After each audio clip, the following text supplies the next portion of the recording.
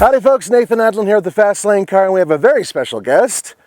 Legacy, brand new, 2015. And it competes in the most competitive segment out there for passenger vehicles in the United States. We're talking Honda Accord, Toyota Camry, Nissan Altima, Volkswagen Passat, Ford Fusion, Chevy Malibu, Chrysler 200. I mean, that is a really competitive place to be. So the question is, does it compete? Find out next.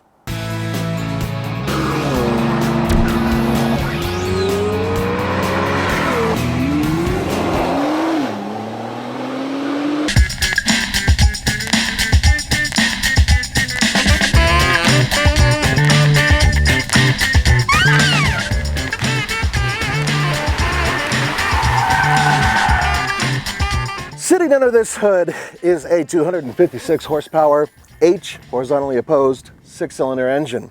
Puts out 247 pound-feet of torque, and it's hooked up to a CVT, a continuously variable transmission. Fortunately, it's hooked up also to all-wheel drive, standard across the board. Now, the good news for you guys out there is that Subaru has really been working with the CVT to get you maximum efficiency, and because of that, you're able to get 20 miles per gallon city, 29 miles per gallon highway, and a combined 23 miles per gallon. And that's pretty damn good considering all the drag that comes from all-wheel drive vehicles. On top of that, my personal experience, the H6 is probably the smoothest engine Subaru builds.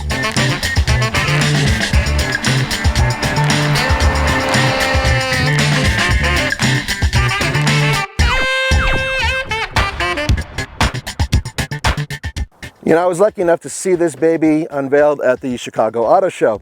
And one of the first things I noted is that it is much better looking than its predecessor. It's a more cohesive design.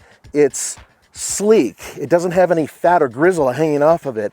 They managed to take something and make it, well, a much more logical and slightly sleeker looking design, which is awesome, great stuff. Except for one thing, it's almost a little too sleek in terms of what they went from to what they went to. So now it looks a little unsubstantial. It doesn't really pop.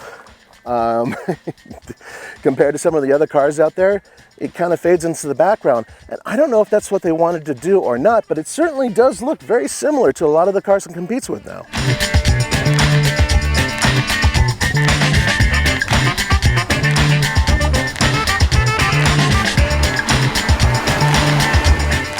I don't have a particularly good understanding of the power-assisted steering system in this car because there's no feel whatsoever.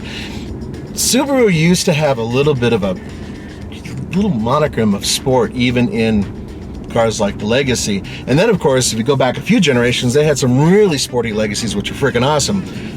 But I will not dwell on that. I will simply say that this steering system is pretty much devoid of feel.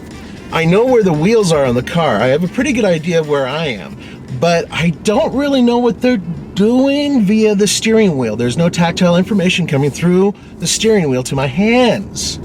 So that's a problem. It's not a big problem. A lot of you out there don't care about having steering feel as long as you guys have the opportunity to make sure that this vehicle is as safe as it possibly can be.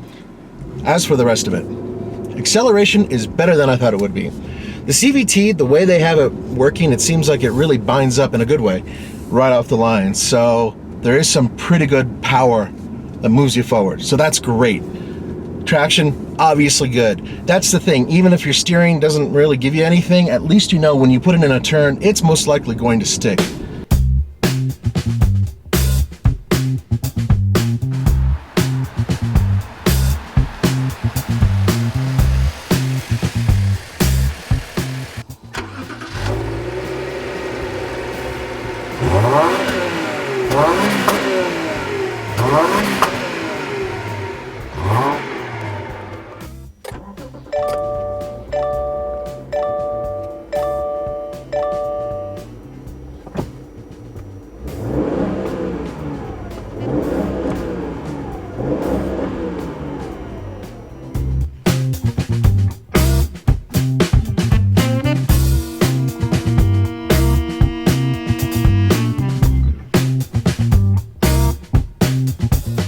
The other part is the interior, and this is where I think Subaru kind of dropped the ball.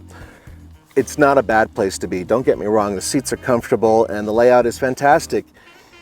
But when you're competing with the likes of Chrysler and the new Ford Fusion with their excellent interiors that are frankly luxurious, and then you look at this is much more on the Camry side, and even Toyota acknowledges that they have to update their Camry interior. So what you have here is a nicer interior, a more pleasant place to be, but one that's not very competitive. This is really, really good, usable rear space. Good headroom. Okay, granted, when you enter, you have to duck your head, but most cars today have that slanted rear roof, and that's for aerodynamics and good looks. But, I mean, look, this is really, really, really good legroom. I'm impressed. Headroom is quite good. Shoulder space, nice. The seats are well bolstered, for back seats especially. And although the cushion isn't as long as, say, major luxury cars, it covers my big tush just fine. And heated. You can get heated seats too. That's pretty cool. Look, the bottom line here is that Subaru has built a vehicle that's comfortable for passengers in the front and passengers in the back. And compared to their last few legacies, this one is supreme.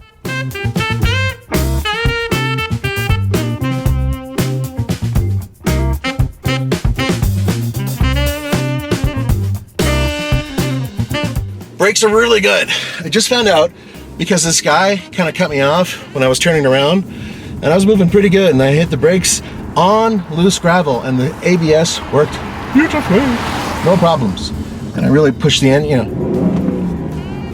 That maximum RPM, you could barely hear it. It sounds like a Cuisinart. It doesn't sound like an engine. Once again, I don't think that's a bad thing, because the type of people who want to buy this vehicle are the ones who want isolation. They want to feel coddled. They don't want to hear the engine. It's such a bummer. The H6 is such a great power plant. I even remember back when it was in the Subaru XT. You know what? I'm not gonna put it away. I'm not gonna complain about it. Not gonna bitch and moan about it. I am merely going to say that it is no longer quite as savage as it used to be, but there's still really good power delivery.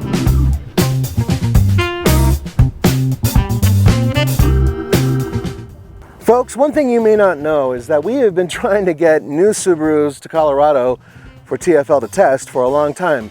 The WRX, the STI, the Outback, the Legacy. We finally got the Legacy, so we're thrilled about it.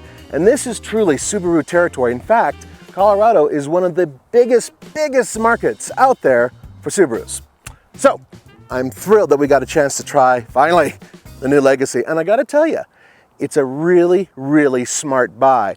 It is safe, it's economical, the price is pretty damn good, and in terms of competing with the other ones, well, you have a whole package here that you know you can rely on. The other ones, maybe not. So, with that being said, on our old scale of buy it, lease it, rent it, or forget it, I will give it a lease it, and in terms of where it sits with that huge gap of cars that have everything from super hybrid systems all the way over to turbochargers and manual options in some cases, I'm going to put it right in the middle. For the Fast Lane car, this is Nathan Adlin. Mwah! Your mama. Oh, wait. For the Fast Lane car, this is Nathan Adlin. Mwah!